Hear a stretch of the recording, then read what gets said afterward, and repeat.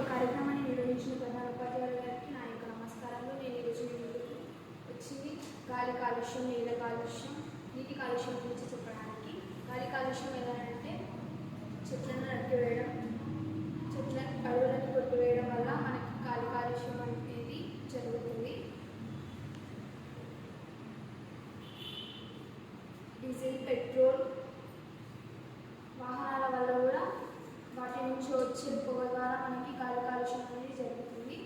పరిశ్రమల నుండి వచ్చే హానికరమైన వాయువు వల్ల కూడా మనకి గాలి కాలుష్యం జరుగుతుంది. దీనిని మనం ఆపాలంటే ఎలక్ట్రిక్ వాహనాలను వాడుతూ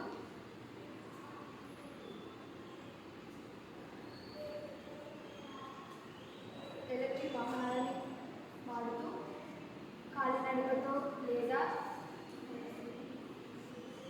ఇంజన్లని ఆపుతూ మనము గాలి కాలుష్యాన్ని ఆపొచ్చు. నీటి కాలుష్యం ప్లాస్టిక్, చెత్త చెదారాన్ని నీటిలో వేస్తూ నీటిలో ఉన్న ప్రాణులు వాటి ప్రాణాలను కోల్పోతూ నీటిని కూడా ఖరాబ్ చేస్తున్నాయి.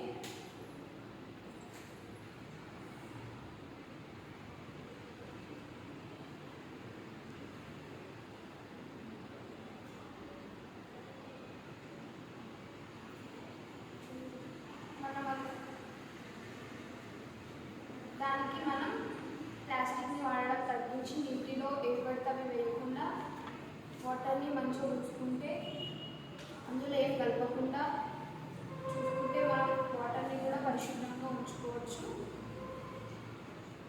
నేల కాలుష్యం మనము పంటలకి వేసే రసాయనాల వల్ల పంట సరిగ్గా పండకపోవడం, నేల దెబ్బతినడం జరుగుతుంది.